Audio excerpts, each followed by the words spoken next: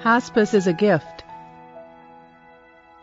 It could be the hardest gift you give to someone, but it could be the best gift you could give. Because when you give the gift of hospice, you really give the gift of hope.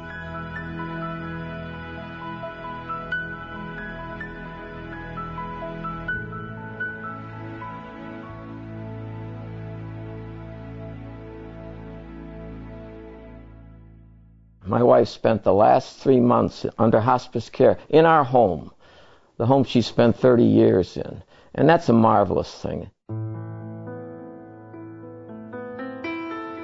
Patty was actually diagnosed in the late 80s with medullary thyroid. It's a nasty cancer.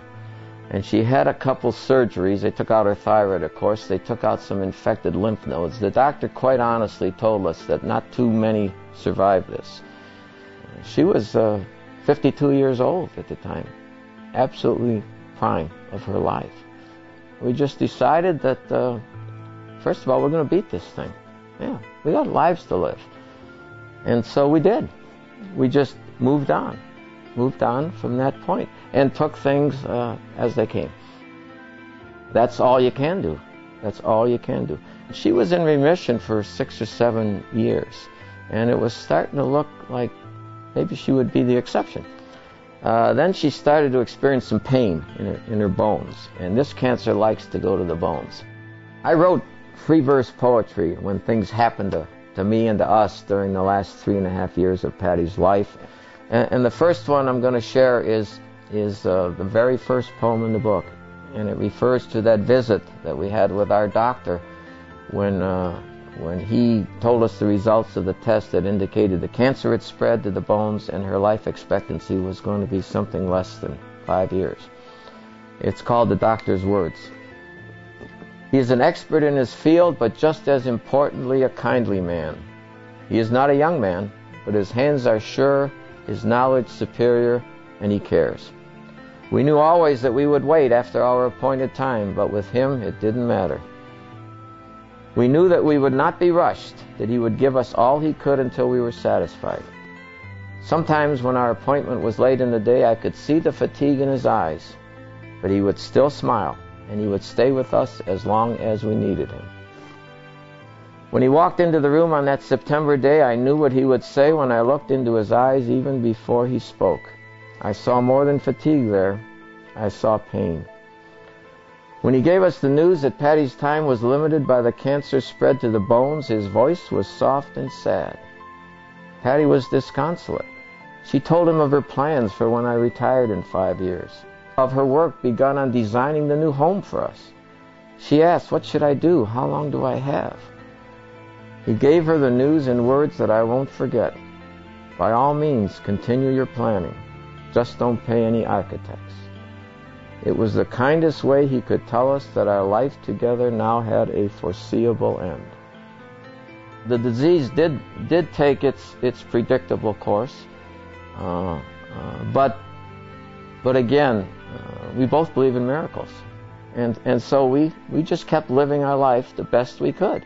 And then it came, of course, to the point where she was being quite limited, and our oncologist was being quite honest with us that things are not good, and time could be getting short. And he was the one that suggested maybe it's time for hospice.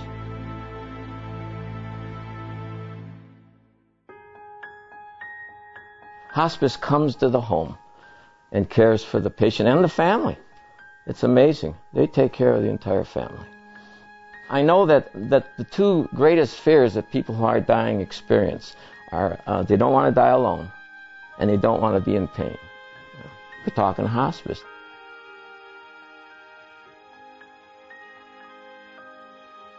Hospice people want the patient and the family to never lose their hope. We hope for a lot of things. We hope for peace. We hope for no pain. And hospice is absolutely the best. There is no one on earth as good as hospice. Hospice is not the end of hope. When hospice enters a person's life, Hope doesn't give up or go away. It might change, but it does remain. Hospice patients continue to have hope. Hope that I can stay home. Hope that my mommy will be able to stay home and read to me. Hope that hospice won't let me be afraid. Hope that my kids will be okay.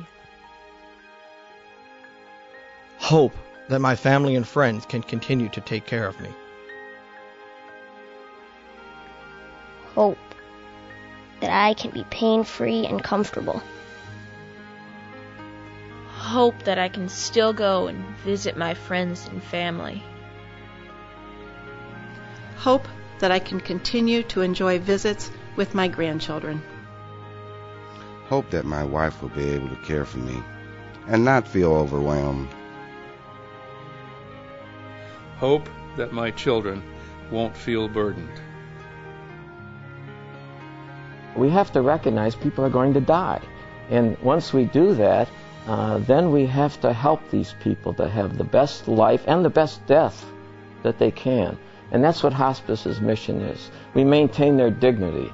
There's hope for other things. There's hope for a dignified, peaceful death. And I'm happy to say that that's what we had in my house. A peaceful death.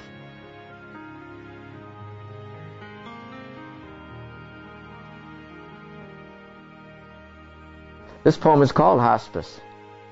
I can tell you about hospice in a very few words. I don't know how we would have endured the last months without them. It meant no more time in the dreaded hospital. It meant a team of concerned professionals so skilled in caring for the dying and for the involved family. There was a nurse available at all times to control the awful pain. There was a social worker and a spiritual counselor to combat the uncertainty and fear of the impending transition, to assist in resolving the difficulties of a lifetime. There was the home health aide to help maintain the personal dignity of an extremely proud woman. Dying can be so difficult. I am thankful hospice was there. We never felt alone with the struggle. They shared themselves with us with a special kind of love and helped us find the way to her promised land.